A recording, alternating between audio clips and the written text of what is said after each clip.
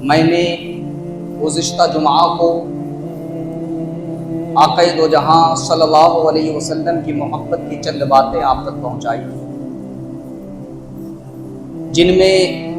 ایک بات یہ بھی تھی کہ حضور صلی اللہ علیہ وسلم کی محبت اللہ تبارک و تعالیٰ تک پہنچنے کا ایک ذریعہ ہے، یعنی حضور صلی اللہ علیہ وسلم کی محبت ہی ہے کہ جو بندہ اگر یہ دعویٰ کرتا ہے کہ میں اللہ سے محبت کرتا ہوں تو اللہ نے خود فرمایا ہے محبوب سے کہ آپ کہہ دو فاتبعونی، اسے پہلے آپ سے محبت کرنا ہو۔ تو گزشتہ جمعہ یہ پتہ چلا کہ حضور صلی اللہ علیہ وسلم کی ہی محبت ہے جو عین ایمان ہے۔ پتہ چلتا ہے کہ اگر کوئی شخص اللہ سے محبت کا دعویٰ یا اللہ سے قرب حاصل کرنا چاہتا ہے تو اسے پہلے اللہ کے محبوب کی بارگاہ تک پہنچنا ہوگا۔ تبھی کہا تھا کہ بخدا خدا کا یہی ہے در، نہیں اور کوئی مفر مگر، جو وہاں سے ہو یہی آ کے ہو، جو یہاں نہیں ہو وہاں نہیں۔ تو اب آپ جانتے ہیں کہ محبت کے کچھ تقاضے ہوتے ہیں کہ جب انسان کسی سے محبت کا دعویٰ کرتا ہے کہ میں فلاں سے محبت کرتا ہوں تو اس محبت کے لیے کچھ تقاضے ہوتے ہیں، اس محبت کو پورا کرنے کے بھی انسان کے کچھ تقاضے ہوا کرتے ہیں۔ چونکہ یہ کہنا کہ میں محبت کرتا ہوں بڑا آسان ہے، لیکن اسے ثابت کر کے دکھانا اتنا ہی مشکل ہے۔ لیکن ہم جب دیکھتے ہیں اور مطالعہ کرتے ہیں کہ حضور صلی اللہ علیہ وسلم کی محبت پر ثابت قدم کس نے رہ کر کے دکھایا ہے تو ہمیں صحابہ اکرام کی زندگی ایک بطور نمونہ سمجھ میں آتی ہے کہ جنہوں نے اپنی ساری زندگی حضور صلی اللہ علیہ وسلم سے فقط محبت کا دعویٰ ہی نہیں کیا تھا، بلکہ حضور صلی اللہ علیہ وسلم کے ہر فعل پر، ہر حکم پر اپنے آپ کو حضور صلی اللہ علیہ وسلم کے قدموں پر صحابہ نے لا کر کے کھڑا کر دیا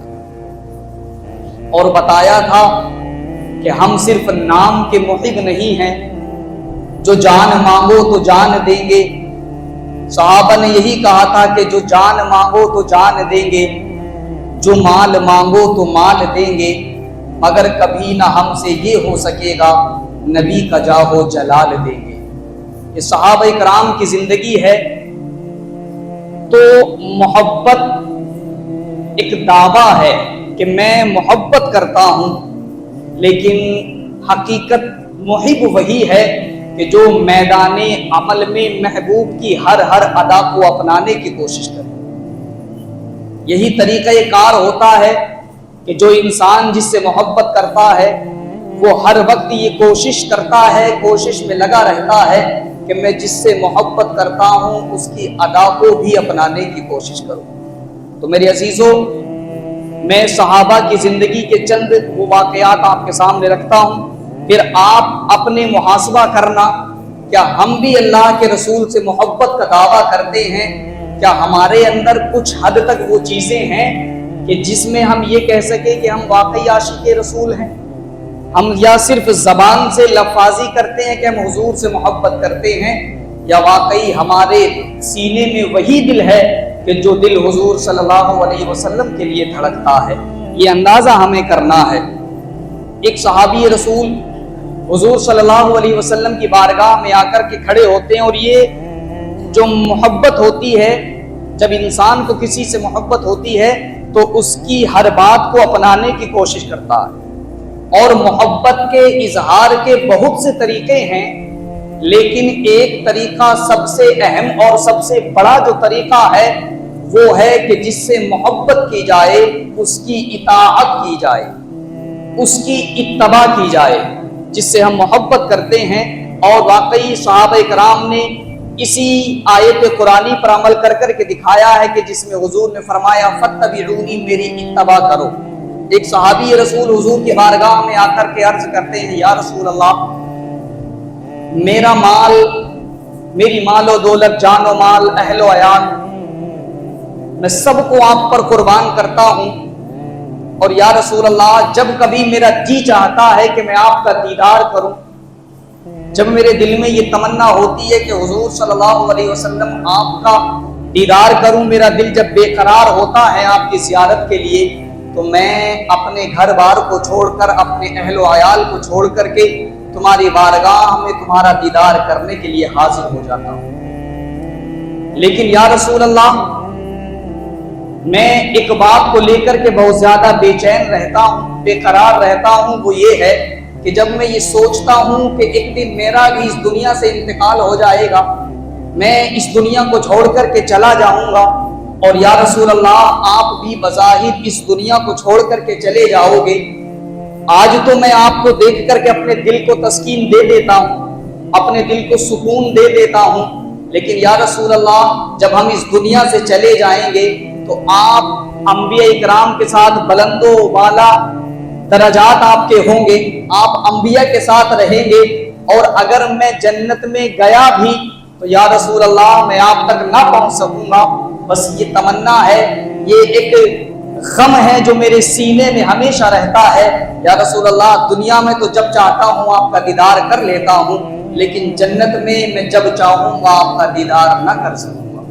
یہ تمنا صحابی رسول نے جب ظاہر کی، اللہ تبارک و تعالیٰ نے آیت کریمہ نازل فرمائی، وَمَن يُطِعِ اللَّهَ وَالرَّسُولَ،